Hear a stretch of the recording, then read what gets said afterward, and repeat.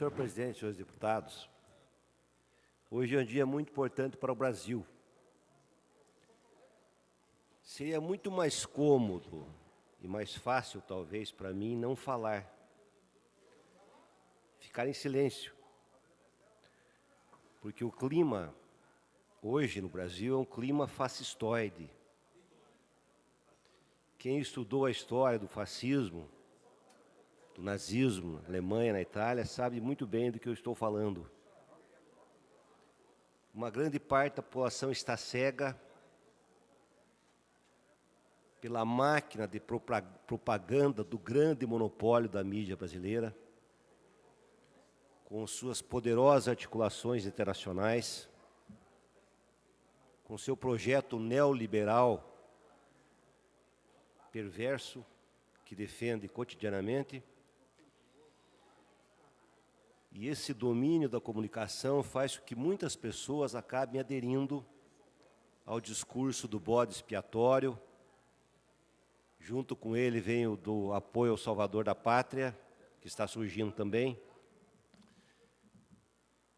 É a mesma lógica que levou um país culto como a Alemanha, a mãe da filosofia, o país dos grandes filósofos, a apoiar um governo e um regime que incinerou mais de 6 milhões de judeus e provocou uma guerra mundial com mais de 50 milhões de mortos. É um clima muito difícil. Não em função dos gorilas que defendem a volta ao regime militar. Alguns deles saíram às ruas de Ponta Grossa ontem. Alguns da Associação Comercial, que nós aprovamos um voto de repúdio, que defenderam a volta ao regime militar, como faz o missionário Arruda. Não pelo discurso do missionário Arruda, que, aliás, me desculpe, missionário Arruda, eu tenho certeza absoluta que se o senhor fosse deputado no período do Lula, seria um dos principais puxa-sacos do governo. Isso é o que o senhor seria. Um dos principais puxa-sacos.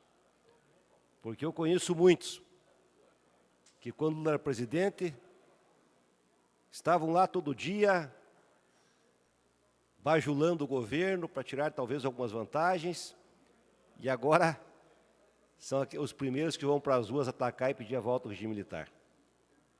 Porque se o missionário Arruda fosse o defensor da moral que ele pregou contra o PT, ele tinha assinado a CPI do governo Beto Richa, que não assinou, teve medo, não teve coragem de assinar. E já falei que os ataques que ele fez a uma mulher, a senadora Gleice, volta a atacar, não sei por que motivo, é típico dos covardes. E a população entendeu muito bem isso. Hoje, inclusive, ele ameaça o Supremo Tribunal Federal e prega a volta dos militares. Não sei que idade tinha o missionário no regime militar, mas acredito que, se já fosse adulto naquela época, foi um dos principais apoiadores do regime cruel, que concentrou a renda e que fez tanto mal para o Brasil. Mas eu reconheço que existem pessoas bem intencionadas, pessoas sérias, alguns deles saindo às ruas para pedir a condenação do presidente Lula, e é principalmente a esses que eu dirijo meu discurso, e aqueles milhões de brasileiros que, apesar de toda essa tentativa de lavagem cerebral, continuam com a sua memória avivada e continuam reconhecendo no ex-presidente Lula uma das maiores lideranças do Brasil e da América Latina. Um presidente que saiu aprovado com quase 90% da população brasileira, o que é raro. Não existiu na história do Brasil, desde que se faz pesquisa, um presidente com tal aprovação.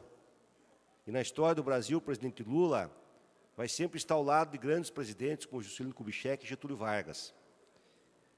E essas pessoas, os moradores do Nordeste, sua grande maioria, que viram o que aconteceu com sua terra, esquecida e excluída durante a maior parte da nossa história, e a emancipação do Nordeste, o avanço, a modernidade, a melhoria das condições de vida do sertanejo, a transposição do São Francisco, as cisternas, milhares de cisternas, o aumento do salário mínimo, o apoio à agricultura familiar, às comunidades tradicionais, que aconteceu no governo do presidente Lula, e que hoje, se fizer uma pesquisa hoje, quando o presidente está sendo julgado, ele atinge mais de 33% da população brasileira que o apoia no primeiro turno e quase 50% que o apoia no segundo, apesar de todo o massacre, que nenhuma liderança na história do Brasil sofreu um massacre midiático tão violento, tão cruel, como Lula sofre. Essa que é a verdade. É muito fácil dizer que é obrigação de qualquer governo fazer obras, é verdade. Mas qual o governo na história do Brasil que fez transferência de renda para as pessoas mais pobres? Qual deles? A história do Brasil, com exceção do período de Getúlio Vargas, foi uma história de concentração da renda cada vez maior, e que está escancarado em qualquer estatística, apesar dos governos democráticos populares que conseguiram distribuir a renda, a concentração da renda é absurda, é dos maiores do mundo. Propriedade da terra, 2% dos grandes proprietários são donos da metade do território nacional. Quando eu era jovem, isso me revoltava. Eu fiz política por isso, para tentar contribuir para que a desigualdade fosse menor. Uma porcentagem mínima dos grandes bilionários tem renda maior que a metade do povo. Esse é o Brasil que o Lula conseguiu transformar. E cada cidadão, se olhar para a sua cidade, eu falar da minha cidade, eu fui prefeito em 2001, 2004, peguei a metade do governo Fernando Henrique Cardoso e a metade do Lula. O prefeito que veio depois de mim, quando o Lula começou a governar de fato, resolver as questões que herdou do Fernando Henrique Cardoso, Ponta Grossa recebeu quase 20 mil habitações populares, 12 mil para pessoas que ganham menos de 2 mil por mês. Eu fui lá no Conjunto Costa Rica, uma mulher que é chefe de família, que tem renda muito pequena, ela paga R$ 28,00 por mês de prestação, por uma casa de 42 metros quadrados, com rede de luz, rede de água, de esgoto, com aquecimento solar e com pavimentação, numa cidade como Ponta Grossa, que tem 40% das ruas de terra, sem pavimentação. Em cada lugar de Ponta Grossa que nós vamos, cada bairro, tem no mínimo um CMEI do governo federal. A rede de esgoto chegou a quase 86%, dinheiro da Caixa Econômica, do PAC, do governo federal, na época do Lula e da Dilma. Praça do Esportes, nas vilas mais pobres. Pronatec, milhares de jovens fazendo curso técnico. Milhares de jovens estudando em escola particular, que não tinha vaga em escola pública, recebendo o FIES e o ProUni, que nunca tiveram oportunidade na vida, como tive na fronteira sul. O Paraná, que tinha uma universidade toda a sua história, mais 4 universidades, porque o Cefet foi transformado em tecnológica, a Universidade da Fronteira Sul, os institutos federais, que têm 28 campi no Paraná todo, em cidades como Jaguaraíva, em cidades como União da Vitória, em cidades como Telêmaco Borba, em cidades médias e até pequenas, dando oportunidade ao filho do agricultor, que no assentamento do MST, possa ser agrônomo, faça um curso técnico para aumentar a produtividade, para fazer uma bacia leiteira, para criar, para fazer criações de gado, para fazer agricultura orgânica e assim por diante. Pavimentação para as ruas, a legislação que passou a ser um direito de cada cidadão brasileiro ter escola a partir dos 4 anos de idade. Nós sabemos o que representa isso.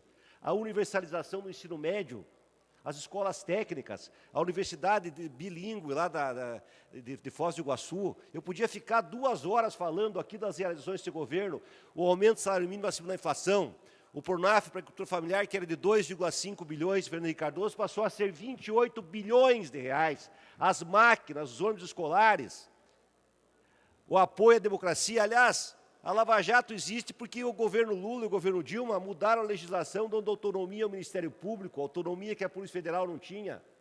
E o que aconteceu é que a Lava Jato mostrou o sistema político brasileiro, como é que ele funciona, que é um sistema baseado no dinheiro. E o PT sucumbiu a essa lógica dominante, isso tem que ser dito em alto som, e é verdade, tem que ser criticado, e as pessoas que cometeram um crime estão pagando. Agora, era importante que o missionário Arruda dissesse qual o crime que o Lula cometeu. A pessoa põe qual o crime que ele está sendo acusado. Qual é o crime? Por que o acusam? Por ser dono de um apartamento que não lhe pertence? O processo sobre esse prédio dos bancários de São Paulo foi julgado em São Paulo e todos os réus foram absolvidos, todos. Com exceção de Lula, que tinha que ser julgado em São Paulo, mas o Moro trouxe para si um erro técnico nesse processo, para ele julgar. porque o seu Dallagnol e os procuradores já passaram, quando isso é apresentado à televisão, passaram lá uma pirâmide que o grande chefe era Lula. Então, Lula é o grande ladrão, temos que achar alguma coisa que o condene. Temos que descobrir de alguma forma, porque nós temos convicção que ele é o chefe responsável pela Lava Jato e pela corrupção no Brasil. Vamos personalizar no homem a corrupção de um sistema podre. Está aí o governador do Rio de Janeiro, com os diamantes que comprou para sua esposa, com os milhões e milhões e milhões de reais para ele e para sua família e para seus amigos. Então temos que achar um crime para o Lula. Qual o crime? Um apartamento que não lhe pertence, e ele tinha dinheiro das palestras que deu e do que ganhou para comprar vários apartamentos daquele. O crime foi porque depois de ser presidente, o Lula foi visitar o apartamento, ele tinha uma cota, estava negociando com a OAS, o Léo Pinheiro foi lá receber o Lula. Isso é crime. Um homem que saiu com os maiores lideranças do mundo. Então o dono de uma empresa não pode ir lá, numa ato de gentileza, receber o presidente para ver uma transformação, uma reforma no apartamento? Quando aconteceu o problema, ele devolveu, não quis o apartamento, e eles decidiram, não, ele ia ganhar o apartamento. Da mesma forma que eles podiam dizer, ele ia comprar o apartamento, sem nenhuma prova. Eles disseram, não, ele ia ganhar. Porque o Léo Pinheiro, que deu 2 depoimentos de delação, nunca falou Lula no terceiro para ganhar. Na delação, ele disse que sim, que ele ia dar um apartamento para o Lula por causa de benefícios que sofreu, e nem isso foi reconhecido pelo próprio Moro. Esse é o motivo que estão condenando o Lula, tem que ficar bem claro. Não é por causa da corrupção do Lava Jato. Não é. Eles tiveram que encontrar uma prova, não tendo prova, apelaram para o domínio do fato, para a intuição do juiz, pegando um direito considerado de ação que é diferente do brasileiro. Se a gente assistisse, esquecesse um pouco da Rede Globo, dessa lavagem cerebral, e se dedicasse a estudar o problema, assistisse à televisão, 3 juristas falando, das mais alto renome internacional, ele mostra o seguinte, no direito de facção que o Moro copia, para um político ser investigado, passa por um júri de 3 cidadãos, para aceitar a investigação ou não, se é feita, para não politizar. Segundo, tem 3 juízes do processo. Um que comanda o processo, faz as investigações com o promotor, o outro que organiza o processo e outro que recebe o processo pronto para julgar, julgar com isenção, com imparcialidade, como deve ser o papel do juiz. Por isso, Lula está sendo condenado não por falta de provas, por um crime que não existe. Não existe. Daqui a alguns anos, quando passar tudo isso, nos anais da história do Brasil, vai parecer mais uma das coisas ridículas da nossa história. Um presidente da dimensão e da liderança do Lula ser condenado por um apartamento que não lhe pertence, que ele tinha dinheiro legítimo e legal para comprar se quisesse, que ele não comprou, abandonou o negócio e foi preso porque tinha que se encontrar o bode expiatório para justificar a sanha dos algozes e a sanha de setores da população anestesiados pela miséria que hoje existe no Brasil, pelo sofrimento, pela violência cada vez mais cruel nas favelas, nas grandes cidades e até nas pequenas cidades. Tem que se achar um bode expiatório para criminalizar, um ageni para jogar pedra e para ficar talvez com a alma lavada. E achar que ter uma esperança a partir do momento que o bode expiatório foi dizimado, destruído, pode haver o renascimento da fertilidade, do sangue jorrado da terra, que é um ciclo que acontece em muitos países do mundo, está acontecendo, infelizmente, no Brasil. Mas vamos discutir também a situação institucional que o missionário Arruda falou, da ameaça do ministro do Exército, do general. Rasga a Constituição, o Supremo, a entender que alguém condenado em segunda instância deve ser preso. Isso é inconstitucional. Quem tiver a oportunidade de ler centenas de artigos, eu vou citar só um caso aqui do artigo de Augusto Arruda Botelho, de hoje da Folha de São Paulo, Constituição para todos. Ele diz o seguinte no final: devemos respeitar a Constituição e prender definitivamente alguém tão somente após esgotados todos os recursos previstos em lei. E para aqueles que por casuísmo de um ou de muitos entendam não ser essa a vontade popular, o caminho é conhecido. Convoque nova Assembleia Nacional Constituinte e mude a Constituição brasileira, que garante que uma pessoa só pode ser presa depois de julgada em terceira instância, o que não impede a prisão preventiva e provisória de qualquer bandido. Isso continua existindo. E se nós lermos um texto chamado Discurso do Medo, de Kennedy Alencar, na Folha de São Paulo, Vossa Excelência tem o tempo para concluir, existe deputado uma Pérez. DIN para o Supremo julgar, questionando uma decisão do Supremo que afronta a Constituição ao liberar a prisão em segunda instância.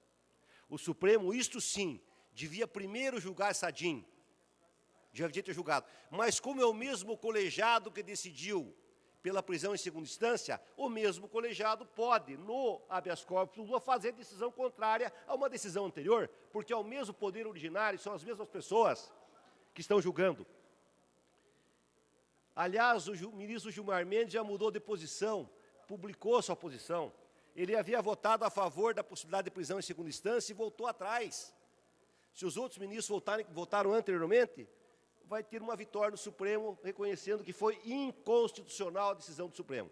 E, para concluir, eu gostaria de mostrar claramente para as pessoas que estão sendo manipuladas pelo discurso do medo, o Dallagnol, procurador, diz que bandidos serão soltos hoje se Lula não for preso. Para concluir. Para concluir, deputado. A lei brasileira permite a prisão cautelar de presos perigosos ao convívio em sociedade. Os fundamentos são parecidos com os da prisão preventiva. Um acusado que ameaça o processo penal, que ofereça perigo físico à sociedade ou que ameace fugir, pode sim ser preso já respondendo o processo em primeira instância. Aliás, pode ser preso desde o inquérito policial, sem denúncia feita e sem denúncia aceita. Se favorável a Lula, a decisão do STF não vai piorar. Então, com esse argumento, eu ainda tenho expectativa e esperança que o Supremo Tribunal Federal dê habeas corpus a Lula e que ele seja inocentado da terceira instância por um crime que não existe, por isso não pode ter cometido. Obrigado, senhor presidente e senhores deputados.